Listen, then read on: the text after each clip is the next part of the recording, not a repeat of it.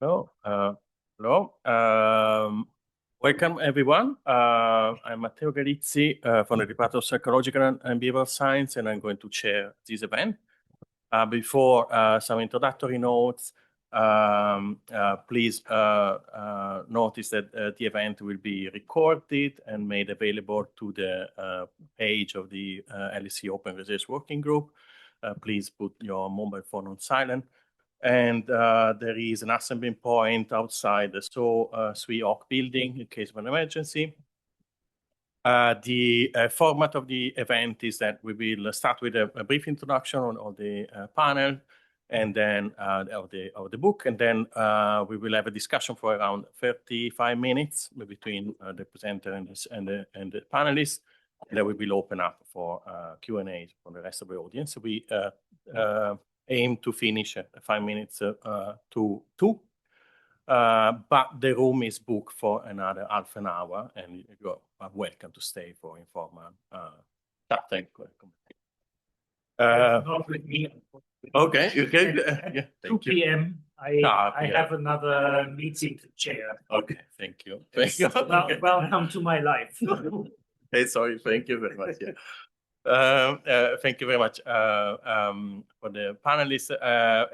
This event, as I say, is part of the events by the LSE Open Research Working Group, which is a network at LSE of academics, professionals, researchers, aiming at giving a bit of strategic direction on open science across the social sciences, and elaborating on some guidelines on open research, specifically at LSE and in social sciences.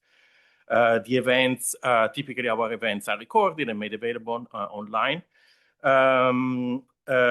It's a great pleasure today to have the opportunity to host a book launch event for the recent book, The Credibility Crisis in Science.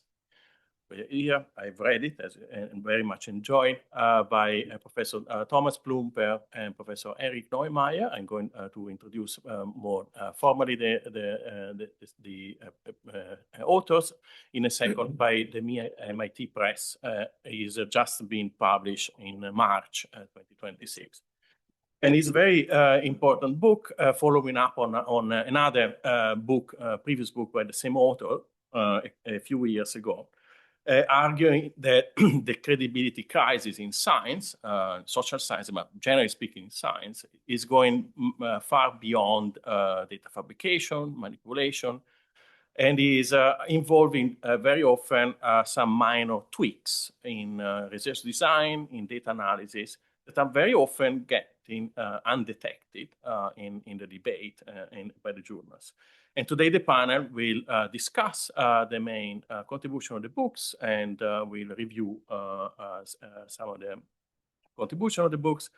And really honor, and it's a great pleasure to welcome a fantastic set of panelists, starting with Professor Eric Neumayer. Everyone knows that Eric at LSE is Deputy President of the LSE and Deputy Vice Chancellor. Is also a professor in the geography and the department. Is also the author of the book. Thank you very much for joining us today.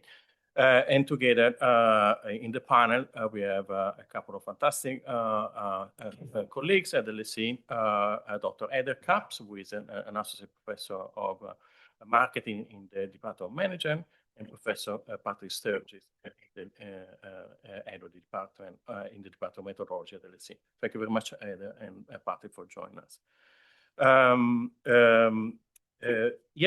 So maybe it would be good if Eric, you can start introducing a bit your book. Thank you. Yeah, so I will read from a few passages of the book. You cut me off when I put it on. Yeah. And I want to thank you and the group and Heather and Patrick for organizing. These are a few selected passages from the first chapter of the book, and then from right to the left hand from the last. This is from a section entitled "Are Tweaks Fraudulent?" Authors who have fabricated data dominate the retraction watch leadership. From a fraudster's perspective, fabricating data has numerous advantages. It is easy, can be done quickly, and it requires few skills. Fabricated data can produce the desired empirical results with certainty. What you want is what you get. And fabrication provides fraudulent researchers with data that others do not have, and by definition cannot have, since they do not actually exist. At the same time, data fabrication has an obvious disadvantage for fraudsters. It can, at least in principle, be detected and at least to some extent be proven.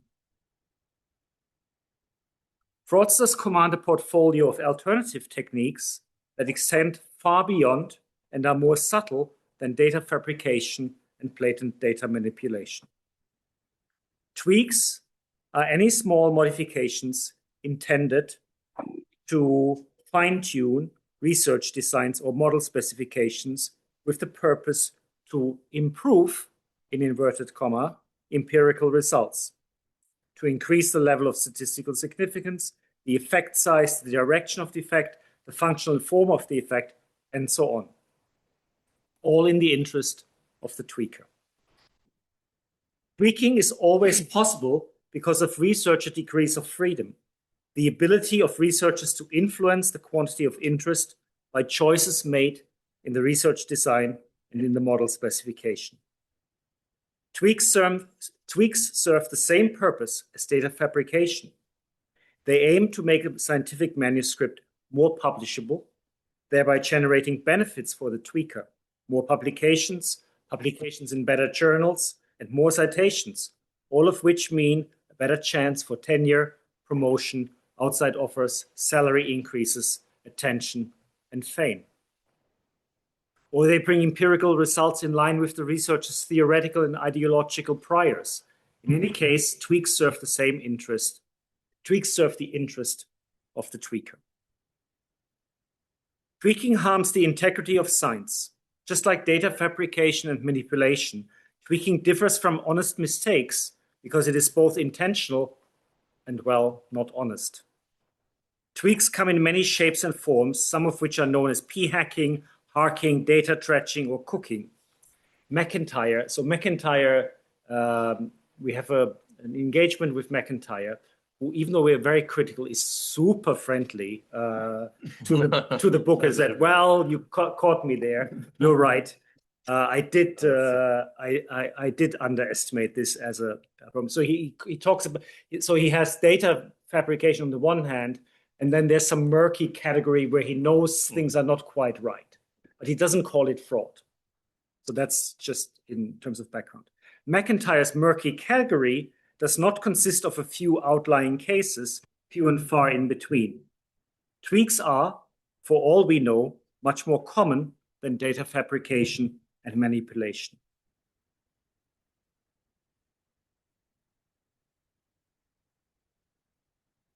Tweaks challenge science because they are fraudulent and difficult to detect. Different research designs and model specifications can be justified, and tweaks are usually observationally indistinguishable from honest specification searches that scientists rely on to improve the specification of the empirical model. Scientific analyses combine observations, data, a research design, a model specification, and a method to make inferences. None of the assumptions researchers necessarily have to make in an empirical analysis are beyond contention. The majority of decisions researchers make can be replaced by different decisions that can be justified and that are no less plausible than the ones actually taken. But different decisions often give different results. Data fabrication and manipulation on the one hand, and the tweaking of empirical results on the other hand, merely differ in the audacity of the researcher committing fraud. From the fraudster's point of view, the choice between fraudulent strategies constitutes a trade-off.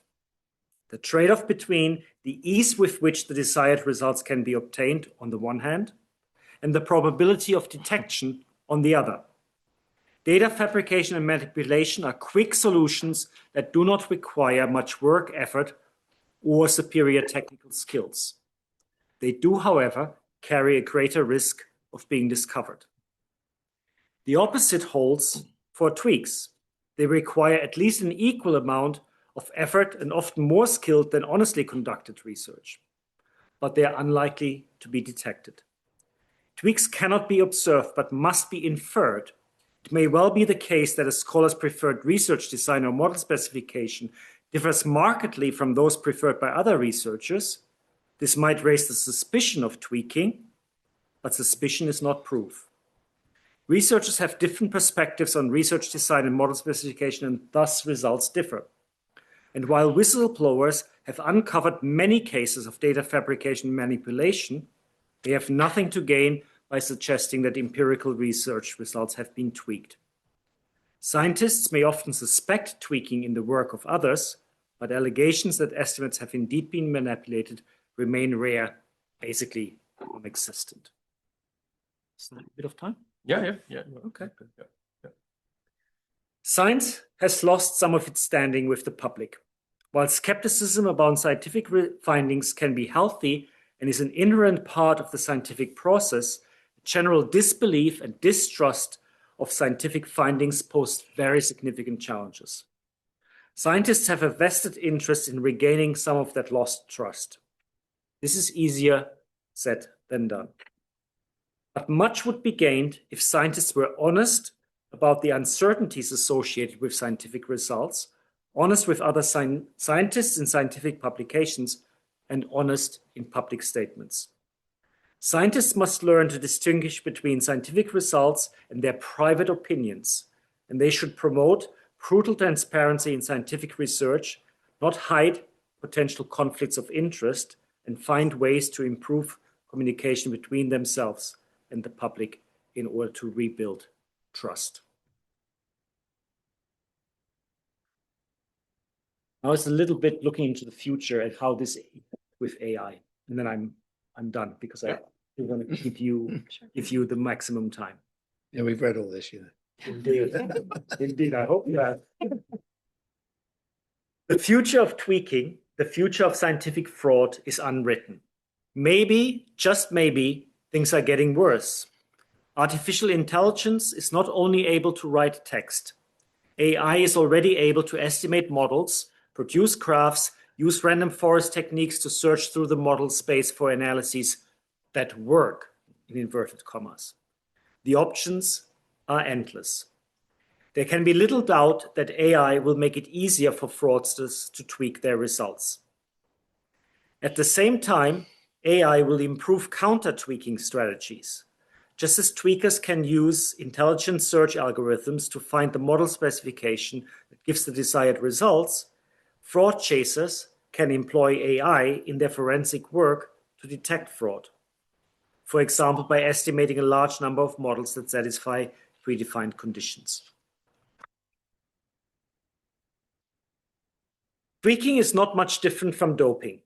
Dopers and anti-doping agencies are intertwined in an arms race in which, in the short run, the dopers have a competitive advantage, but in the long run, new tests emerge that are able to show that a seemingly clean cyclist has relied on disallowed improvements that for many years could not have been detected. The future of science is unwritten. And that certainly holds for the arms race between tweakers and anti-tweakers, between fraudsters and fraud chasers. It seems to be certain, however, that artificial intelligence will have a major role to play on both sides. Thank you. Thank you very much, Eric. Thank you very much for summarizing the book and this important discussion. I would like now to invite our panelists if they want to share with us some initial reaction to the book. Patrick, you are Professor of Quantitative Social Science and an expert in large data set, and Ed, you are an experimental psychologist by background. You have been involved from the very beginning in the many labs replication study. So both your perspectives are very crucial here. Would you like to share some initial reaction? Who would want to go first? Yeah, I mean, thanks for asking me to do this. I don't don't sort of get to read many books these days. So being forced to read one was good, and it's now encouraged me. I'm now reading a second one, so that this is starting a good trend. And I enjoyed it a lot, and it's not a kind of an area of research for me like it is for Eric and Thomas, but you can't really sort of be doing quantitative or research these days without kind of coming into contact with all of the requirements in terms of journals are much more requiring transparency of various kinds and so on. And I'm aware of this. So I think I'd say that I broadly agree with the thesis that there is something that, and Eric has coined this term of tweaking, I think it works quite nicely, that is the sort of under the surface, but quite possibly a much bigger problem than the big fraud ones that the florid cases, the Genos and so on that we hear about, that this is really a more kind of pervasive and problematic kind of practice. And of course, anyone, if you read this book and you are an empirical social scientist, the question you will immediately ask yourself is, am I a tweaker? God, maybe I am. And I think that is one of the things where I probably take a different position. You're quite, in the book, I think, quite sort of binary about tweaking and not tweaking. And I think I'd see it more as a sort of a continuum from, at one end, it's very deliberate. People really know what they're doing. They're almost kind of not very different from the genotype data manipulator. So at the other end, the person who is kind of looking for the right specification, they're drawing on their priors for what is the right specification, and it makes sense to them because it then conforms to their priors. And I'll get from my own kind of research world of polling and survey methodology. When the polls, you may remember, were badly wrong in 2015, I chaired that inquiry into what had gone wrong. And one of the interesting things about that polling miss was that the pollsters all agreed that it was going to be a dead heat. And it wasn't. Of course, the Conservatives won a majority overall. But they weren't just wrong. In some of them were kind of right and some, or nearly right, and lots of them were wrong. They were all wrong by saying the same thing. And so there was, and this has been something that's been kind of lurking around in polling for a while, is this idea of herding, that the pollsters don't want to be wrong. So if they get a number that looks kind of, oh God, this is different from the pack, they seek safety in the herd by putting the thumb on the scale. And there are lots of things when you're doing a vote intention estimate, there are lots of things like, what do you do with the people who say they don't know? Well, are they going to vote or not? What's the turnout model? Lots of things that you've got to tweak to get to your estimate. And a lot of people framed that in the same way as saying they're doing this on purpose. The pollsters are trying to, they say thumbs on the scales. And when I actually, talk to the pollsters and so on, we're not doing that. We want the right answer. But what emerged was what they thought the right answer was clearly being affected by what the previous polls had been. So that's their prior. They then got all these decisions to make, marginal decisions which would affect the estimate. And they think, okay, I'm pushing too hard on that lever, so I pull back a bit. That looks right. Now, the effect of that is the same as tweaking. It's a different kind of a situation. But so I think that's where I would disagree in terms of the very strong line you take about this being fraudulent behaviour. And if I may just continue for one moment before passing to Heather, which is that I think that's important. I was wondering about this. Does it really matter? I think it does, because I think some of the potential solutions are not going to work very well if it really is very deliberate fraud. And here's an example, and you do talk about this in the book, which is the pre-registration of experiments. Now, I've pre-registered some experiments, and I find it probably, kind of acts as a constraint on my on the incentives to sort of, look around for interesting findings, perhaps, or certainly of my PhD students that maybe want to do that with pre-registered studies.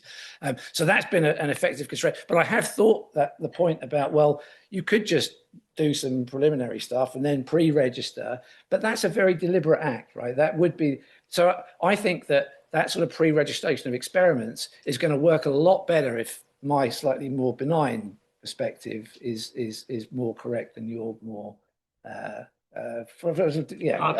uncharitable, let's call it, take. Yeah, so I'll stop there. Thank you, Patrick. Yeah, thanks. Thanks for having me. I also really enjoyed the book. I think I'll say three things. And the first is just to tell you that last week I was on a video call with my mom. We were just chatting, catching up, and then she was sitting at her desk, and at one point she said, "Oh, look what I'm reading." And she kind of reached down and picked up this book. And it turned out that, like, I already knew, right? She's my #1 most engaged LinkedIn follower, the only person that reads what's posted. But she saw this event and thought, "Oh, this book looks interesting. I'll buy a copy for myself." And she's retired now, but she was a veterinary dermatologist and she published a lot of academic articles. So we sometimes talk about the publication process. And it was interesting that her reaction to this book was, "Oh, that's an interesting problem that you guys have. We don't have that problem in my discipline." And I was kind of, "Oh, keep reading. I think there's some examples from medicine in there. You might change your mind." But it made me think a lot about what we gain and also what we might lose by kind of looking more widely at the sciences to define the problem and also to think about solutions. Because in some ways it crops up differently in different places. Maybe we do need different solutions. But maybe speaking a little more broadly outside of academia and outside of the social sciences opens some doors. I think my other 2 points dovetail very much with what Patrick said. And one of them is, in thinking about whether we buy the argument that tweaking is or should be treated just as seriously as fraud, I felt like one thing that deserves a little more attention is considering how people are trained. So I don't know any researchers who were trained that they should make up data, but I actually know quite a few researchers who were trained that tweaking is kind of how you do research. Now, in your book, you talk a lot about Daryl Bem, right, for his kind of precognition paper, which was famously published in a top psychology journal and kind of, shocking series of events. But I knew Bem actually from a paper that was assigned heavily in a methods course that I took in my PhD study. And it was a paper on writing the empirical journal article. And there's a lot of lovely quotes from there. But one of them that I can say almost verbatim was kind of, there's 2 papers you can write. One is the one you thought you were going to write before you collected the data. The other is the one that you can write now that you saw the data. The second one is the one you should go for. And, the fact that this is kind of used in training researchers suggests that, as you've said, I think a lot of people don't necessarily know that what they're doing is wrong. Maybe they do, and you make a compelling case that people don't talk about this as openly as would suggest that they think it's totally okay. But I do think it's worth considering a bit more how people are trained. And then my third point was in reflecting on this very nice part of the book where you're talking about the reproducibility project. So this huge initiative to replicate 100 studies and look at the rate of reproducibility. And you say, but who's going to get famous by doing this? Nobody remembers anybody besides Brian Nosek. And okay, I was one of the people that nobody remembers. So sorry for that. Fair enough. Yeah. Me and you. No, it's totally true. But I was interesting to reflect on like how I felt being part of that project, because I think it does come back a little bit to the motives. And I was reminded of what, our colleague Julian Legrand, he talks about knights and knaves. So if you're designing an incentive system, you would approach it differently if you think people are kind of out to cheat you, they're knaves, versus they basically want to do well, they're knights. You just have to align the incentive so that they can do the things they want to do. And that's kind of how I see most of our colleagues. Maybe that's naive. I was interested in your view.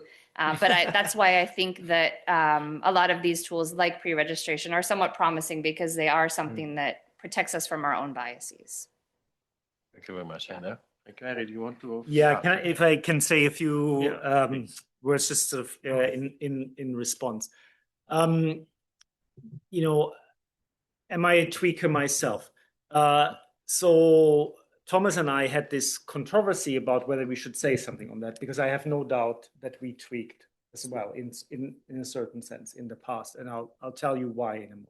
And it goes a little bit in the direction of, is it fraudulent of the sense of being consciously fraudulent? Well, it does not necessarily need to be, because we all tell ourselves stories, right?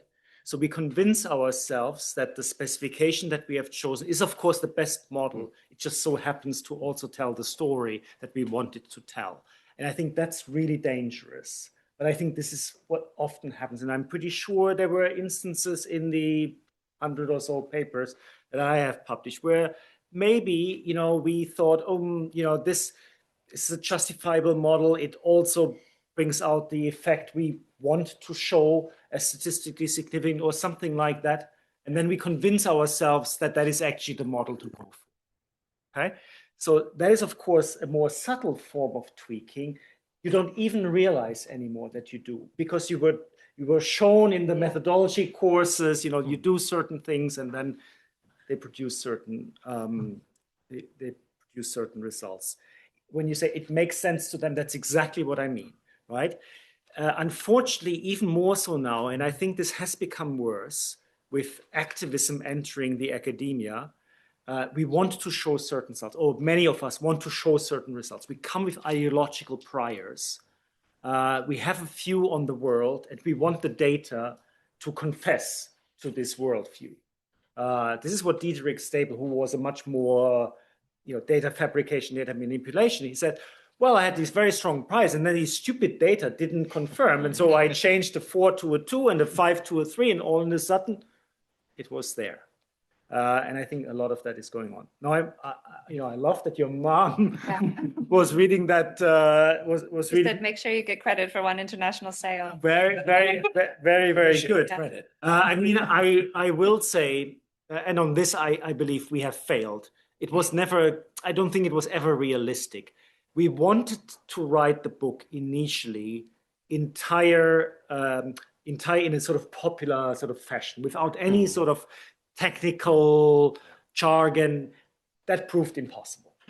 Okay, and as you, Patrick, observed when we had a sort of a pre-talk a few minutes ago, it's sort of a mix in between. Sometimes it reads like a book you pick up in a bookshop at the airport, and then at other bits it fails flat on that because it talks about something technical and that. I mean, your mom is trained, obviously, but if I am my mom, I won't be reckoning it to my mom. Right, exactly.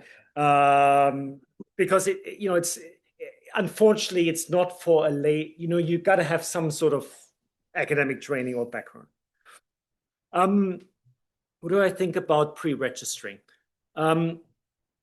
So I do think, first of all, that some parking, as we call it, so pre-registering after results are known, does take place. It would really surprise me if that is not happening, because the incentive structure to just produce stuff, to publish, keep publishing, right? That enormous pressure to put out more in some disciplines, worse than others. Psychology is famous for that, right? A very large number of papers.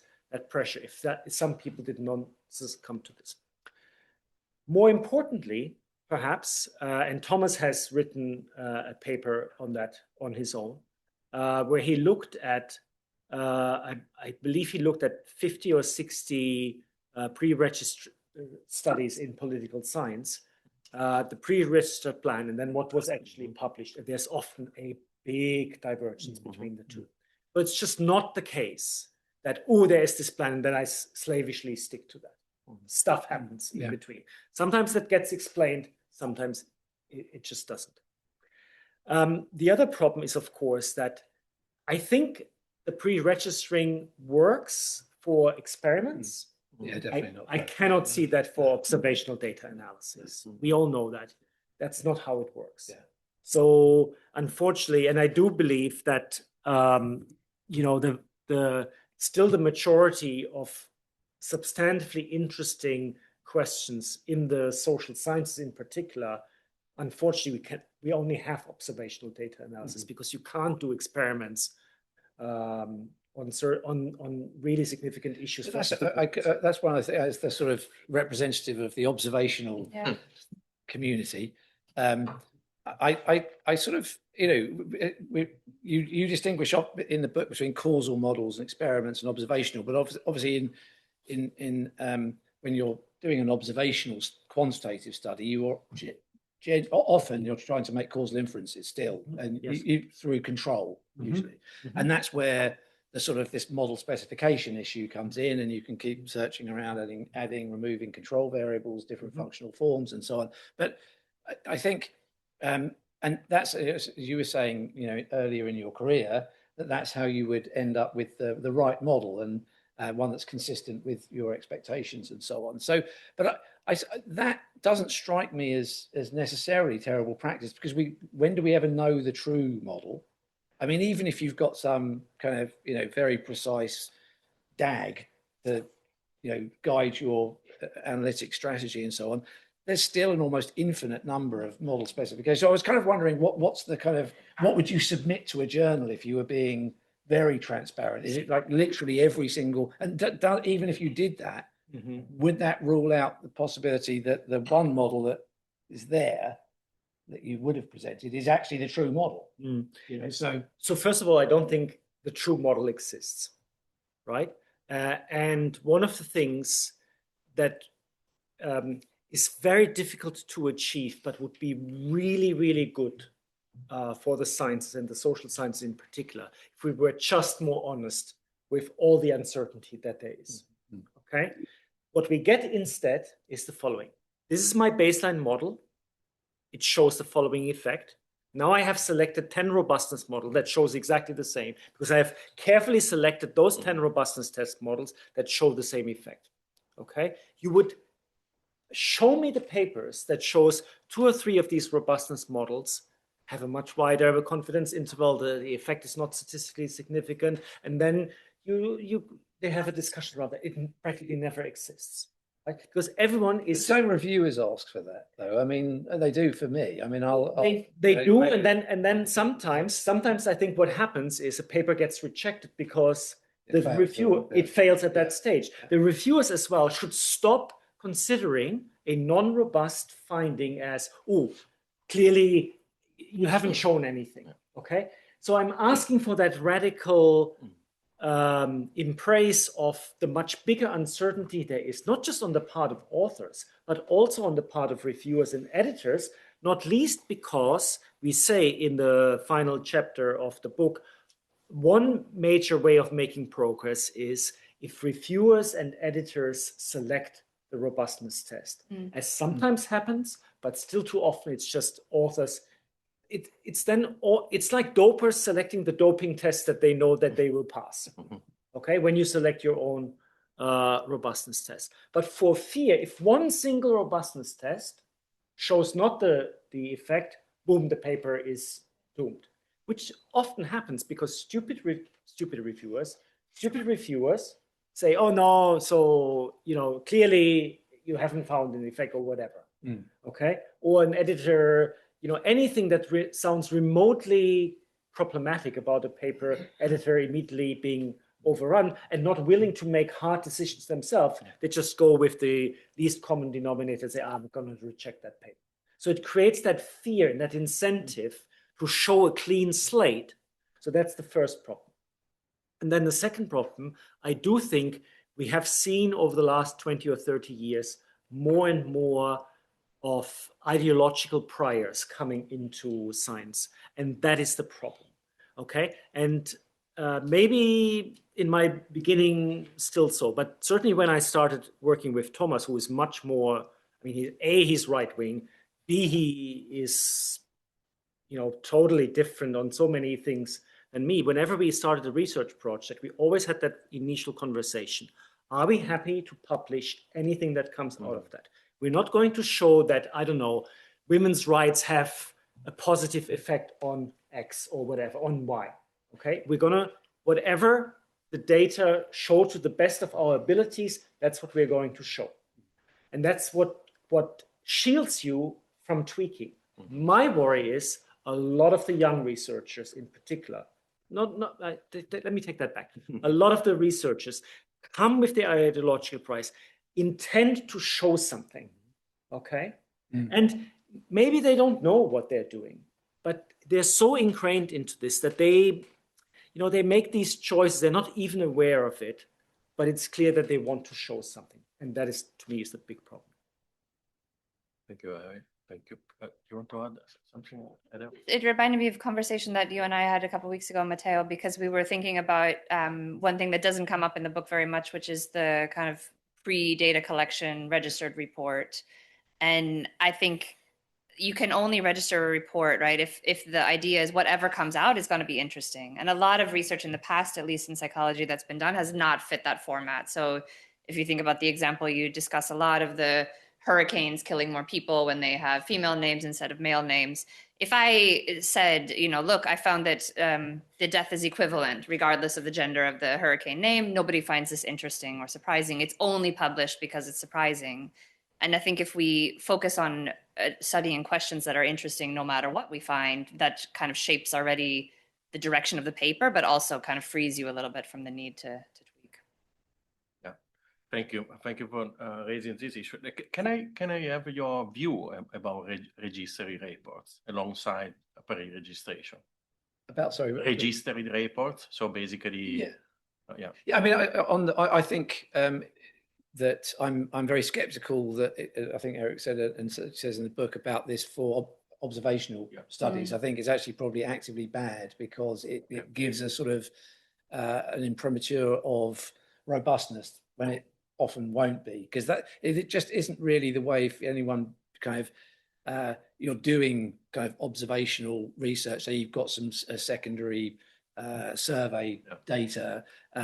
You're often thinking what's interesting here, and and this is the sort of the tweaker's route into tweaking, I guess, is that you have a hypothesis, you try it out with the data. If the data kind of supports it, you think, oh, there's something here. Now I'll try seeing if there's robustness, and that's where the kind of that tension is about whether you're self-policing, I guess, or whether you are just kind of, okay, I'm just going to keep building this up to be what I want it to be. But I struggle to see at what point you would say, I've got this idea, I'm going to go and do all this bureaucratic filling in of forms to register the idea, and then look in the data and, oh no, it's not interesting. And so it doesn't at all fit even with principled approaches to observational data. So I think I'm quite optimistic about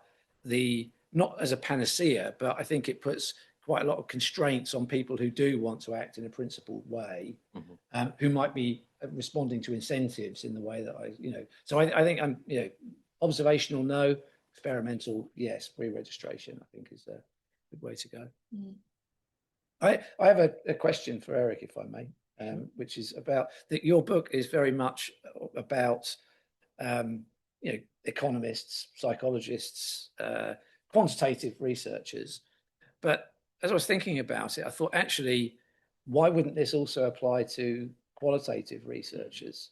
Obviously, we don't have hypotheses, we don't have p-values, but we do have interesting findings or not interesting findings. And so if you're a qualitative researcher and you go and do lots of focus groups or interviews or whatever, and you get it all back and you say, there's nothing interesting here, Of course, your temptation is to say, this is a fantastic quote here that just really backs it. So what I mean, do you think this is, I guess in principle, yes. I mean, we didn't want to include that in the book because it would have made it too broad. I mean, what you say, reminds me about 15 years or so ago when I was still on the editorial board of International Organization. And with Steve Haggard, I led this initiative on replication data and data transparency. And we wanted to have one that is both for quantitative and qualitative. And you wouldn't believe the pushback we got from the qualitative researchers. We don't employ data. We don't. I said, what? What are you studying then? If it's not data? Oh no, it's not data. They're not numbers. Yeah, I said it may not be numbers, but you're surely. So I think the qualitative. And forgive me if you are more qualitatively oriented in the room, but I think they are still a generation or two behind. But it will have to come to them as well, because you're absolutely right. Just many of the same things apply there. And they are at least as ideologically driven as the more quantitative, want to set out to show certain things, And so I think it equally applies to there. Actually, that would be a good article also to write. I will say one other thing on the pre-registration. So I accept that for scrupulous people, this can be a good, it's like a self-commitment device, right? It's like binding yourself on a mask. One problem with this is it generates then that expectation that pre-registered results are much more trustworthy. Now that, of course, increases the incentives for the fraudsters to do the pre-registration in order to benefit from that. Oh no, this is beyond the pale. So you create this perverse incentive. But is there not, I mean, I think that, again, your speculation that things are getting worse, I'm not sure, because, you know, Lucinda and I were talking, because we're sort of a bit long in the tooth these days, and, you know, reflecting on what we used to do. And I occasionally get emails from some PhD student somewhere saying, I've read your 2002 paper. Could you send me the data? And I'm like, no, I can't. It's in a landfill on a hard disk somewhere. I don't know. And so there was no kind of expectation of showing your code or sharing anything like that. You'd have these footnotes. Remember saying, you know, please contact corresponding author for more details, and just hope no one did. And so I think these practices have improved, and then we see where they go wrong. And so, like the pre-registration, you're exactly right on that. But and Thomas Plümper has done a service by showing people aren't actually, and who checks, right? So maybe what we should do is, the next step is to say, if you're publishing a pre-registered study, you have to include an appendix where you provide an audit of what you've done. And so again, will anyone read that? But you know, that's another kind of guardrail that we can add as we kind of know more in a sort of meta-scientific way about how to kind of mitigate the incentives, which are always going to be there. I agree with you. I think that sort of the idea that we can remove the incentives is pie in the sky, because that's the way that the academic, you know, workflow and career structures and grant getting and so on is all structured around that success. Thank you. Amazing discussion. Just to mention the fact that with the LSE Open Research Working Group, we have produced some guides on pre-registration, registry report, but also code sharing, and is all on the LSE library webpage. But I think it's a good time now to open the discussion to the audience, if that is okay for you, and maybe if, to see if someone has a question for Eric or for the panelists about the book. Please, can you briefly introduce yourself? Yeah, exactly. Thank you. Thank you. Yeah, I think that there's a number of recent papers that really like spring to mind when I think about this discussion. So the first one being, there's a big reproducibility paper in behavioral science. They sort of had three headline findings. So in one point, they had very low reproducibility. If you look at the statistical finding was different. It becomes medium when you look at a range of findings. It becomes higher in the direction. But it's sort of finding that truth, and how do we display that truth rather than just this binary, right and wrong, sort of. There's already a lowered trust in science these days, and that doesn't help. And it's like, how would you manage almost the punishment and the retribution? Because, like you said, Patrick, a professor I used to work with, somebody contacted him. Where's the data for this study? Why did you make this decision? And the journal gave him a 60-day retraction notice. So he's contacting postdocs, trying to find. So that is that kind of response to these types of like instances of, or an accusation or a tweak in the method that was used 20 years ago. What are the solutions going forward? What do you think are the most important things? Are they like the way we talk about truth? So here's our range of findings. You might hopefully fall within that range rather than here's the truth. Maybe shall we collect another question and then we can open to the panel? Yeah, thank you. Thanks very much. Very interesting. I want to follow up on your point about reviewers and journals and how they may sort of encourage or inadvertently encourage tweaking. So partly through you mentioned the request for robustness checks and not believing them. I always find it very odd when people say the robustness checks didn't change the result, because you think, well, why why not? if these decisions should matter. But that aside, we are very dependent on reviewers, you know, and we're also dependent on, and even journals that have statements requiring code and transparency and don't necessarily always do it.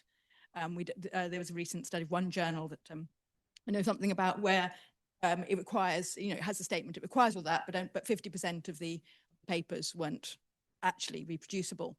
And then you're also very dependent on the goodwill of reviewers, so it's very hard to then say, well, you should have done a better job, my reviewer. So I was wondering, how can we make the review process more robust to serve the ends of really doing what it should do to increase the reliability of data, because that requires an awful lot of investment, and currently, you know, there's no particular incentive to review, and there's certainly no particular incentive to review and check all the data, except for there were very few exceptional journals that do that. So I'd like a comment on that, please. Thank you.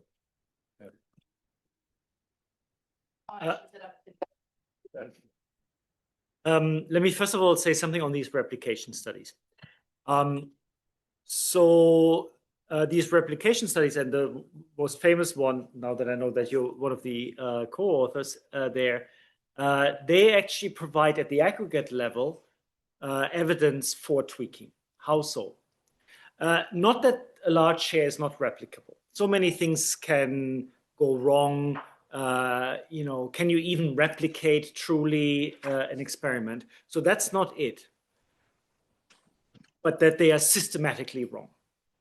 Meaning, in these replication studies, what we typically find is the effect size is on average smaller and is less statistically significant and often statistically insignificant than the original papers. So it's not some are bigger, some are smaller. No. They tend to be all, the replicated findings are all smaller effect sizes and much bigger p-values. And that's, you know, unless these experiments were fabricated or manipulated, which I don't think is the case, they were probably tweaked in a certain way to show a certain. Can I give an alternate possible explanation of that? That different explanation. That it's the incentive structure of the journal review and acceptance process. It goes back to the two things. One is that the researcher who finds a small or uninteresting effect size, maybe marginal significance, and robustness weakens it, and so on, they decide not to submit it. You know, so, or indeed they submit it and the journal rejects it because it's not sufficiently interesting for the journal. So that would be a process whereby it's a sort of selection bias for the effects that end up in the journal, which isn't really about the individual researcher necessarily. I mean, there may well be some tweaking going on, but it can. That's another data generator mechanism. The file draw effect. Sure, the file draw effect. A bit of file draw and a bit of rejection of a. Sure, but of course these replication studies, these are experiments, right? So these are not. They were all experiments, right? I think so, actually. Most of them were experiments? Yeah. In the 100? There were definitely some that were like correlational, not with correlation questions, but like reaction time measures or. But, you know, in principle, they tried to 100% replicate.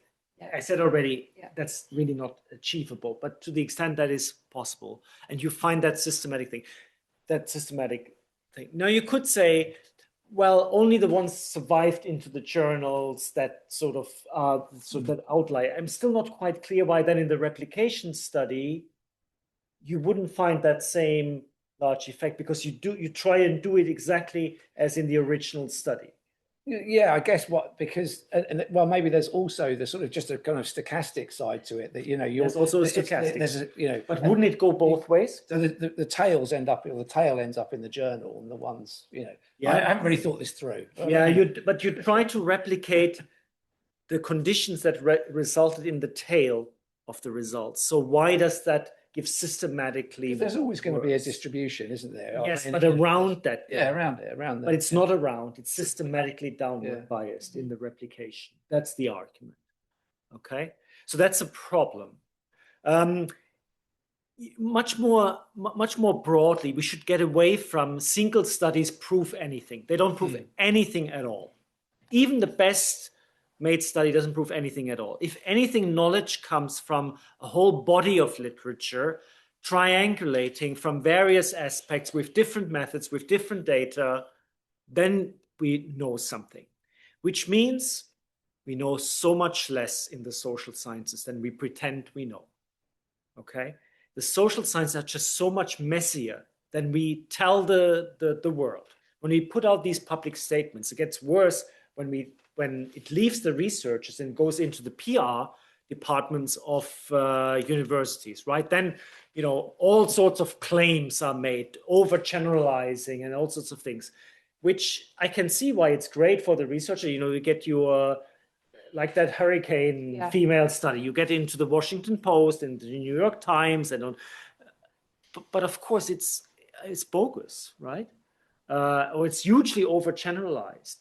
And actually in that study, as we show in the book, it's like 2 or 3 hurricanes that they had a different name, the result would be totally different. And I don't buy the causal mechanism anyway. Yeah. Okay, why would I be more afraid if the hurricane is called Carl than Carla, right? I mean, to me that's just silly.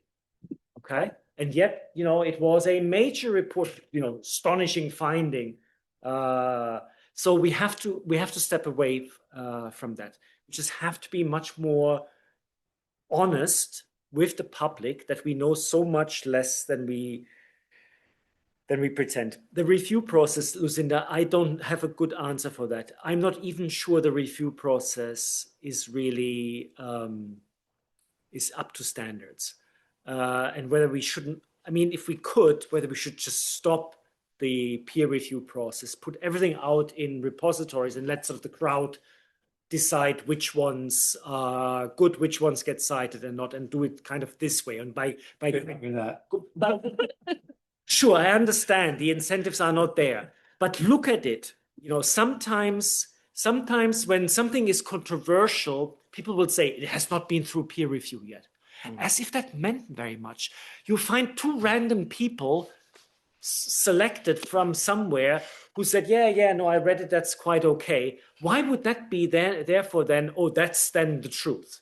That makes no sense. Okay. So I think it's going to get, I think the gatekeeping of the academic publisher is going to get worse with AI. Yeah. Because I think they will then have an even more important role of kind of benchmarking.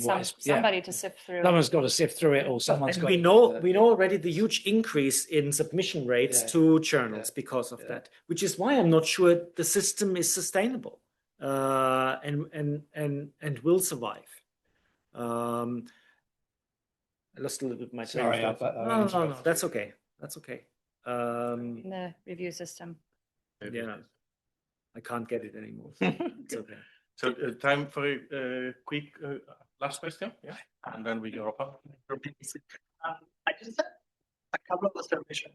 Sorry. The first one is on why do we still have then silos between disciplines? You were talking about this sort of generational almost issues that we are facing. I remember that at the time of COVID that economists were appalled by the studies in medicines and the sampling and everything.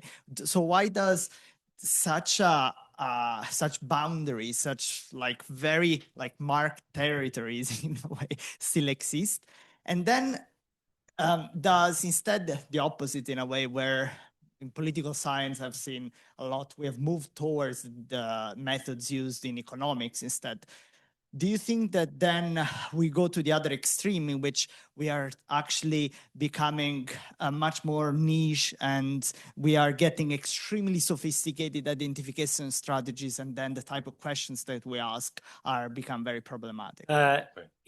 In short, absolutely yes. And you may have a different view on this, but I see a narrowing down of research questions, particularly in economics, something that is totally uninteresting gets addressed with the most sophisticated and rigorous sort of methods, which I would also doubt, but that's a whole different sort of story, but it just interests no one. The really big questions are incredibly messy and difficult to answer. They can typically not be answered with causal models or experiments, for that matter. And I think we have already seen a rather unfortunate move away from answering the big questions. I will say two other things, because now I remember where you started off, why I feel so different. That's a very good question. I don't really have the answer, except we are all very much siloed in our fields. For a different project, we started looking at sociology journals. I hope there's no sociologists here. Oh, Lucinda, of course. Oh my God. Okay, I mean, they're like 20, 30 years behind. No replication data typically, no replication data policy. When they say there's replication data, it goes like this. If you want to put the data set together, go to these 10 different source data from where you can put all the variables together. Well, thank you very much. Or we wished we could make replication data available, but there's this one variable that comes from this confidential source, hence nothing is made available to you. I mean, it's astonishing. So political science has made a major move. And actually, economics was originally behind political science, because I think political science was the front runner on this. Now I think econ is pretty much sort of at the is moving in that direction, but I think it is way behind. Oh, of course, there's always hope. I mean, I will say one last thing on AI, and it relates as well to the review process, because we see now this flooding of the journals with AI generated or AI helped articles, which is bad, obviously. On the other hand, I think in an AI world, there will be a premium on creative and original thought. And that bit I actually think is good for science. Away from the, oh no, just competent, but do it technically, but much more thinking creatively. Because that cannot really be done, at least not at the moment, by the AI. And that I think is really good for science, because we lost a lot of that. A lot of science has become really, really boring. Really, really, I'm just show you how technically competent I am on that thing that interests no one, but that doesn't interest me because I'm so clever. And I show you how clever and well-trained I am. And I think that we will see some revenge there. And I think that's good, because we lost a lot of that originality and creativity in the scientific process. Thank you. And on this positive note, thank you very much, Eric. Say also thank you to Lucy for everything. Thank you, Lucy. Thank you, Patrick, everyone, for the brilliant discussion. Thank you all very much. Thank you. Thank you.